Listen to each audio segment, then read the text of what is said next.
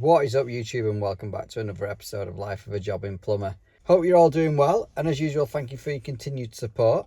Not a lot to report. That rhymes.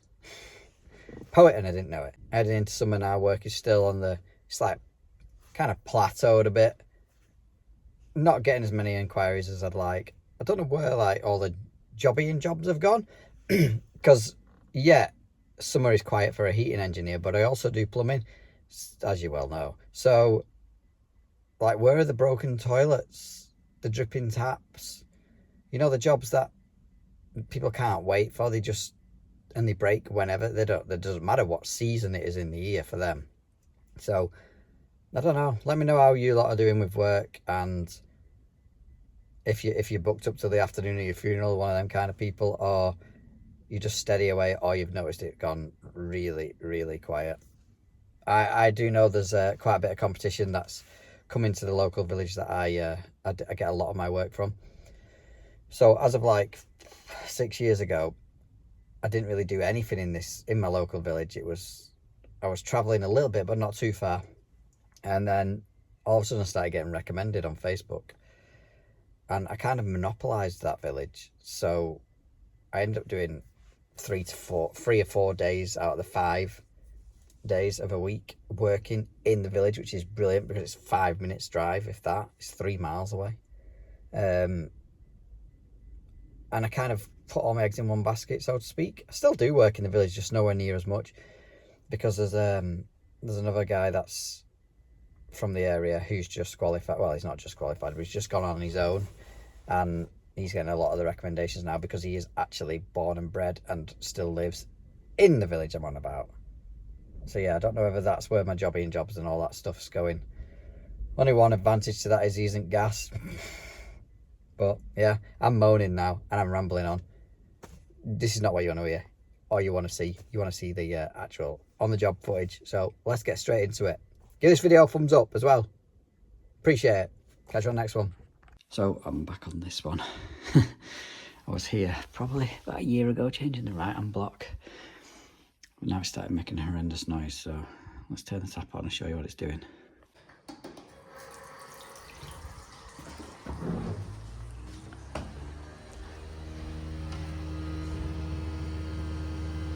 Bearing plate. Yep, that sounds like bearing plate in the fan to me. It's definitely something to do with the fan anyway, so let's get it stripped down and see. So the bearing plate is in here, up top. So I'm going to remove this little pin off the gas supply tube. That circlip there, or whatever you want to call it. Like that. Should pop out now, like so. Disconnect the electrics, obviously power's off. And then remove that, or undo that nut there, and all this should swing round. That go on.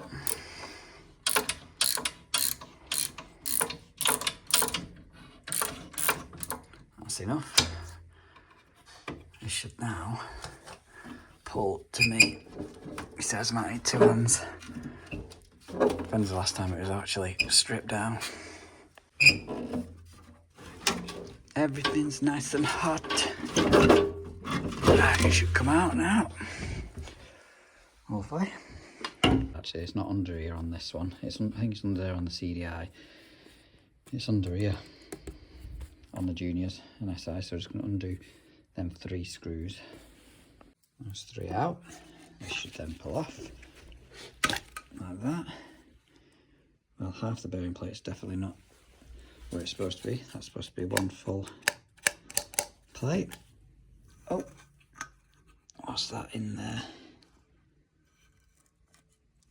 Come on.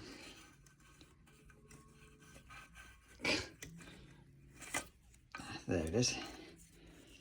And that's the other half. That should be attached to that and operating like that. Fan bearing plate it's called. So we need to get a new one of them. That should then work freely and not make that horrendous motorbike noise. Quite a common fault this. So obviously whilst I'm here and I've disturbed this red red gasket, I'm just going to unplug the electrodes. That should be 2 electrodes and a rectification out of the way. This should then lift off, but it's, take that off, but it's absolutely red hot. Hot, hot, hot. Should have gloves on. I know. Oh man.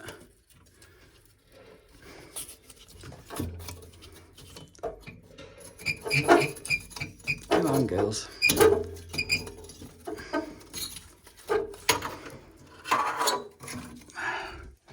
As you can see, that gasket was about wrecked. They're not too bad though, they just want a wire brushing, cleaning up, they can go back in. We'll replace that red gasket. What's that one like at the back? Shard. I'll see if she wants it flushing out.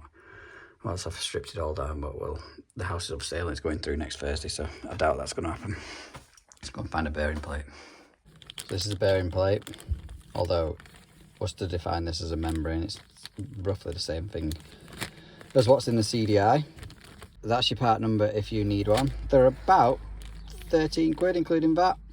Come with new van washer, new gas tube washer, and obviously all I need is a red gasket, which I've got in the back of the van as van stock.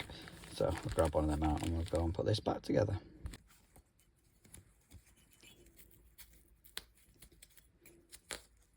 New gasket on. Somehow managed to lose the metal clip, so I'll have to use the old one. Come on, shape yourself.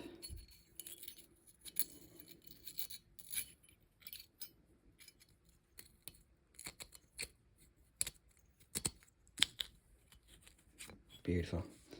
Clean them up and then go back in.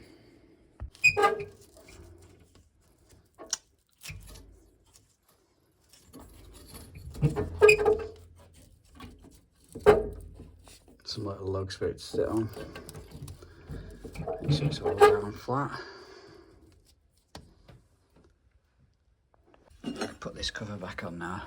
As you can see where it's chamfered at the end, that's got to sit underneath at the back.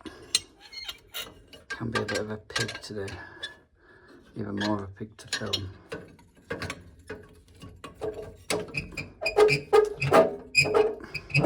Alright, so they should just pull out for you on some tabs. You can do it, you can take it out if you want to. Take the whole thing to pieces, but I find it easier just to do it like this. So yeah, that's out now. I'll reassemble this one in reverse order.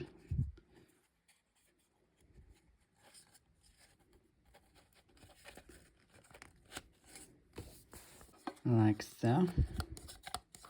Ensure flaps are moving freely. Get your fingers in them flaps. Stop it. Right, now that can go back together again now. It'll only go on one way. You see that lug there? If you look at the screws, there's only one with a double lug on, so it's going to go just like that. Someone's been in this before. For the edge of the boiler, it's had a new gas supply tube. It's not the corrugated style one. Let's get this back in.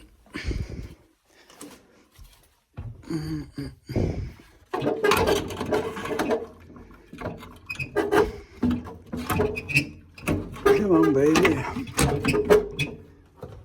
Right, that's going to then be pushed that way.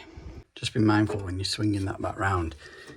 It wants to catch on this pipe here, the flow pipe, or it might be the router then. No, it's the flow. Yeah, it's flow pipe connection there. So you've got to kind of pull this end down a little bit whilst twisting it.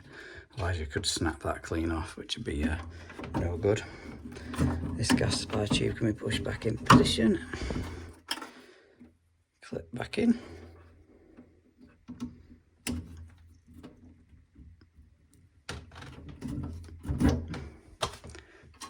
Electric's going to be plugged back in.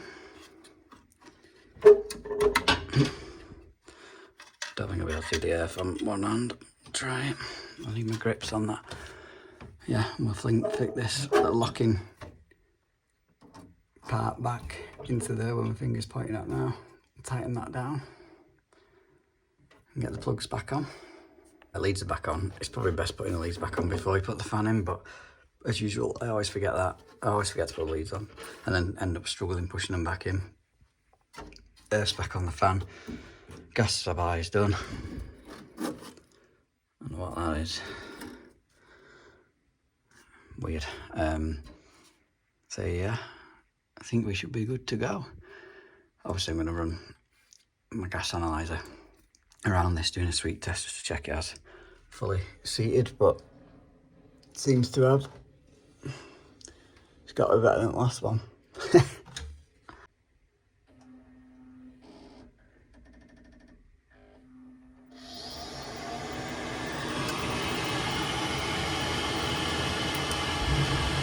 Sounds a little bit quieter now, doesn't it? You beauty.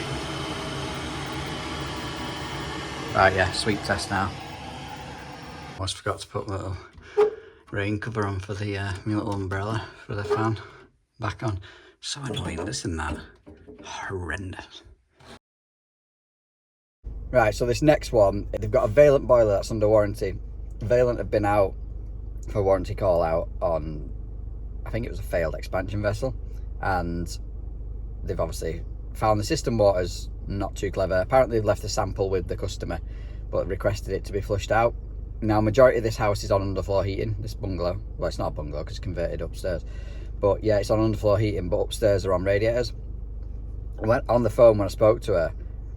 I thought it'd be a nice easy job, just flushing out underfloor heating, just mains flush it. Nice easy one. I said, you've no radiators though, have you? She went, yeah, I've got radiators upstairs. I was like, right, okay. Didn't even realise there wasn't upstairs, but she said, but they've never worked since the new boiler was put in 4 years ago. So yeah, I'm outside now. We're going to try and put some cleaner in, suss out what we're going to do with the flushing, and see what the reason is for having no heating to the radiators upstairs. First guess is going to be, it's going to be an S-plan system. Motorised valve on the heating side, motorised valve for the radiators upstairs. So there should be 2 thermostats. I don't know. They're elderly, so maybe one of the thermostats went missing. We'll just have to see what I can do. See if I can override one of the motorised valve to the, I'm presuming it's got one and this is the fault. Override the motorised valve to the heating upstairs and see if I can get that moving. It's the easiest way to put cleaner in. Yeah. And obviously they're going to want some form of heat upstairs. So let's get into it. So this is a little sample of what they've left. I've shook that up because it had settled in the bottom and gone clear. But as you can see, there's a little bit of rust, a little bit orange. It's not horrendous like. And this is a report. Water quality poor. Advised to flush and add inhibitor. Replace leaking filling loop heating side. So here's the manifold in the kitchen unit below the boiler. There's the 6 zones on that. There's the motorised valve which controls the underfloor heating. It is a combi boiler, this. And up top we've got a Honeywell motorised valve there which is going to control the upstairs radiators. Let's just see if this is open. Nope. Now then, has that failed? Is it not being told to open? That's the question. So I end up tracing it back to when I'm doing that wiring centre there. Right, so where we stand at the minute is the customer's really dubious about flushing the system out in case it causes any damage. I've told them that's highly unlikely. Yeah, the water quality, although it's very corroded, I suspect it's orangey colour, isn't it? So I suspect it's rust. That's not going to be coming from the underfloor heating pipe work. That's something steel. So more than likely, it's going to be from the upstairs radiators when they worked. I suspect it's never had an inhibitor in, but we can test that. So yeah, I'm going to try and sort out why the upstairs heating's not working, whether that zone valve is being told to open and it's not, or it's not being told to open, and we'll go a bit further. Drain a little bit of water out of the system. Test for inhibitor. If it's not in, replace that filling link like Vailiant want. If there's no inhibitor in, put some radiator in and then leave it with them, see what they want to do. They're basically saying there's only 3.5 years left of the guarantee. Yeah, if what's the chance it's going to go wrong is what they're saying, but they're kind of putting that in my hands, and I don't want to. Yeah, a powerflush is, I don't know, some property of this size probably going to be about 500 quid with the chemicals. So I'll then pass it back to them with, it's going to cost this much. It's entirely up to you. If Vailiant have advised it be flushed, who might say any different? First we're going to check is, have we got 240 on brown? No. So something is not telling that to come on. So this is controlling the upstairs radiators. When I flick that. So yeah, if I have powered it down now, because I want to see if this is a single channel program or twin. I'm not sure without taking the covers off to see how it's wired up, because they can't use that. Basically, they don't use that because they don't understand it. You might swap it for an EPH, but when I flick that over to central heating, I get power to that motorised valve and it opens up and the radiators work upstairs. So it's just this stopping that from working. So that was looking like twin channel programmer. So I can't just swap it for an EPH that I've got in the van, so I'll put that back together again now for the time being. Let's swap out this before we get power back on.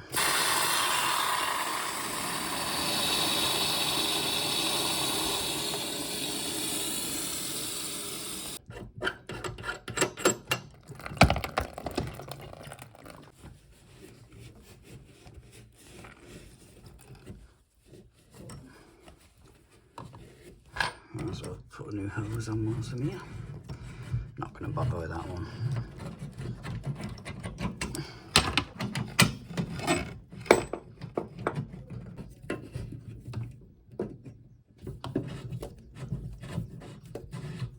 System water. Let's see what this is showing up.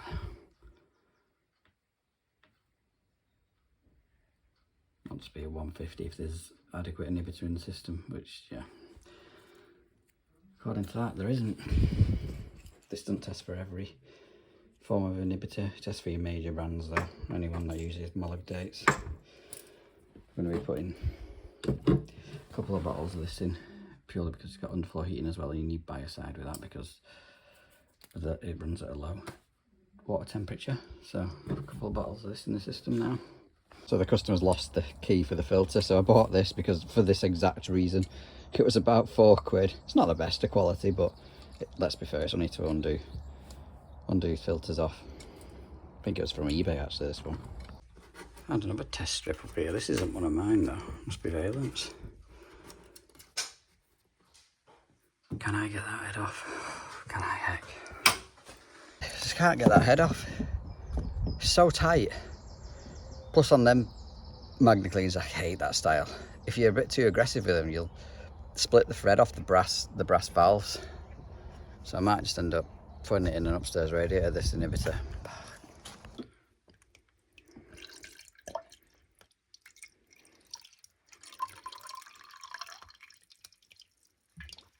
Two bottles of that should be enough. Look at the colour of the water that's coming out of the system there. Perfect. Right, inhibitor is in. Now, that radiator's back on. Let's go and get some pressure back in and turn it on and see what we can sort out with getting them adequate heating upstairs.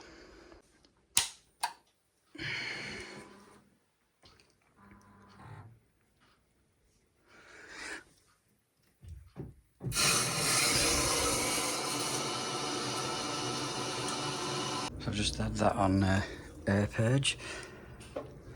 That valve is open up there. So let's test earth to brown. Nothing. Flick that across. Perfect. So that's heating on. Radiators on upstairs. Need to check the underfloor heating. Will be on at that. I think it's going to have to be slid all the way over to the right. Right, that valve's still shut, so it's When it's on CH, that's only doing central heating. When it's on aux, central heating shuts off. That's just open, so that's underfloor. Now if I put that on, it should do both.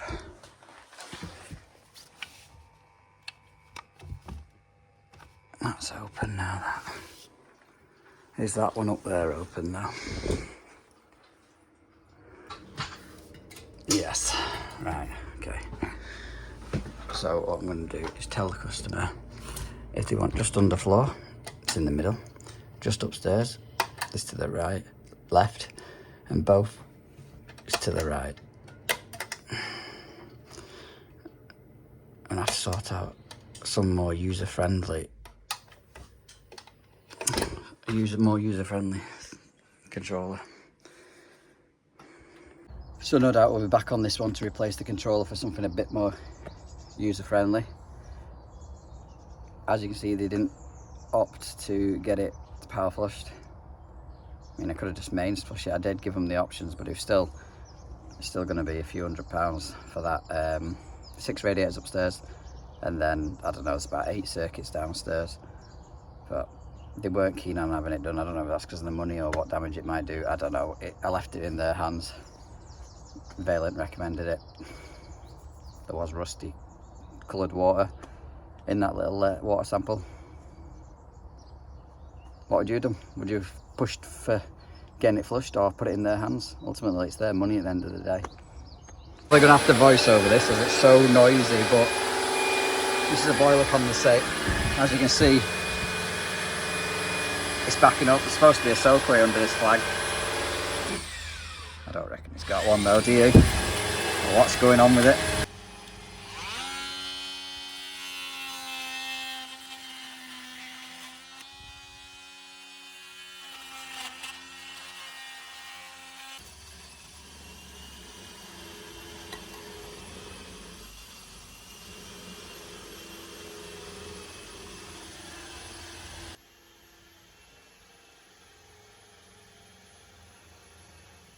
What a bloody joke. I'm not surprised though, to be honest. So yeah, that's not how you do a soakaway, and no wonder it's backed up and started leaking out. So quote to rectify that. So basically the initial call out on that one was the boilers leaking water outside, constantly a patch. That's been in there 6 years. 6 years like that. Yeah. She said it's always done it, but it's just getting worse. It must have at some point been able to soak into the mud and whatever was below, and then it's just, with the amount of rain we've had, there's probably nowhere for it to soak to anymore. So yeah, we'll quote to take that flag out, get a proper soakaway canister underneath, and run the condensate in it, insulated. Yeah, with some limestone chippings in and around the canister. It's just a bit of a rubbish job in it, because it's going to be, I don't know, a couple of £100 I bet with materials to sort out a little tiny drip which should have been sorted or done on install.